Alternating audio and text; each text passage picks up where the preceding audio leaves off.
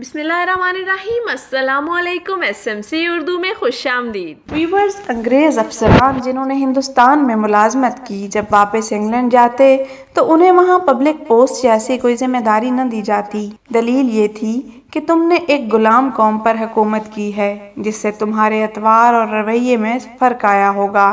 یہاں اگر اس طرح کی کوئی ذمہ داری تمہیں دی جائے تو تم آزاد انگریز قوم کو بھی اسی طرح ڈیل کرو گے۔ اب ذرا اس لاجک کو ذہن میں رکھتے ہوئے یہ واقعہ سنیے گا۔ ایک انگریز خاتون جس کا شوہر برطانوی دور میں پاک و ہند میں سول سروس کا آفیسر تھا، خاتون نے زندگی کے کئی سال ہندوستان کے مختلف علاقوں میں گزارے۔ واپسی پر اپنی یادداشتوں پر مبنی بہت ہی خوبصورت کتاب لکھی۔ اس کتاب میں خاتون نے لکھا کہ میرا شوہر جب ایک ضلع کا ڈپٹی کمشنر تھا اس وقت میرا بیٹا تقریباً 4 سال کا اور بیٹی 1 سال کی تھی۔ ڈپٹی کمشنر کو ملنے والی کئی ایکڑ پر محیط رہائش گاہ میں ہم رہتے تھے۔ ڈی سی صاحب کے گھر اور خاندان کی خدمت گزاری پر کئی 100 افراد مامور تھے۔ روز پارٹیاں ہوتی، شکار کے پروگرام بنتے۔ ضلع کے بڑے بڑے زمیندار ہمیں اپنے ہاں مدعو کرنا باعث فخر جانتے اور جس کے ہاں ہم چلے جاتے وہ اسے اپنی عزت افزائی سمجھتا۔ ہمارے ٹھاٹھ ایسے تھے کہ برطانیہ میں ملکہ اور شاہی خاندان کو بھی مشکل سے ہی میسر ہوں۔ ٹرین کے سفر کے دوران نوابی ٹھاٹھ سے آراستہ ایک عالی شان ڈبہ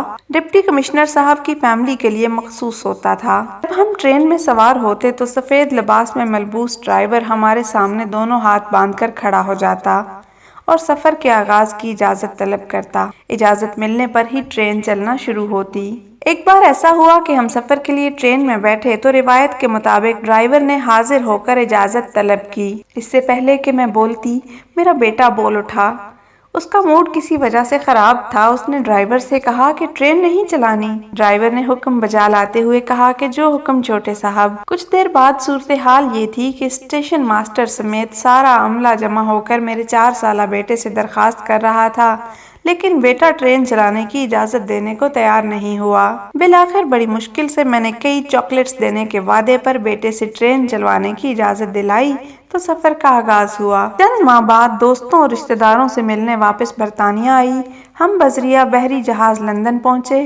ہماری منزل ویلز کی ایک کاؤنٹی تھی جس کے لیے ہم نے ٹرین کا سفر کرنا تھا۔ بیٹی اور بیٹے کو اسٹیشن کے ایک بینچ پر بٹھا کر میں ٹکٹ لینے چلی گئی۔ قطار طویل ہونے کی وجہ سے کافی دیر ہو گئی جس پر بیٹے کا موڈ بہت خراب ہو گیا۔ جب ہم ٹرین میں بیٹھے تو عالی شان کمپاؤنڈ کے بجائے فرسٹ کلاس کی سیٹیں دیکھ کر بیٹا ایک بار پھر ناراضی کا اظہار کرنے لگا۔ وقت پر ٹرین نے وسل دے کر سفر شروع کیا تو بیٹے نے باقاعدہ چیخنا شروع کر دیا۔ وہ زور زور سے کہہ رہا تھا یہ کیسا الو کا پٹھا ڈرائیور ہے، ہم سے اجازت لیے بغیر ہی اس نے ٹرین چلانا شروع کر دی۔ میں پاپا سے کہہ کر اسے جوتے لگواؤں گا۔ میرے لیے اسے سمجھانا مشکل ہو گیا کہ یہ اس کے باپ کا ضلع نہیں، ایک آزاد ملک ہے۔ یہاں ڈپٹی کمشنر جیسے تیسرے درجے کے سرکاری ملازم تو کیا، وزیر اعظم اور بادشاہ کو بھی یہ اختیار حاصل نہیں کہ اپنی انا کی تسکین کے لیے عوام کو خوار کر سکے۔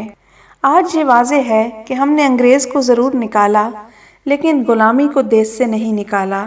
یہاں آج بھی کئی ڈپٹی کمشنرز، ایس پیز، وزراء، مشیران اور سیاستدان اور جرنیل صرف اپنی انا کی تسکین کے لیے عوام کو گھنٹوں سڑک پر ذلیل اور خوار کرتے رہتے ہیں۔ کیسی لگی ہماری آج کی ویڈیو اور آپ کے ارد گرد ایسی ذہنی غلامی کی کون سی مثال آپ نے دیکھی؟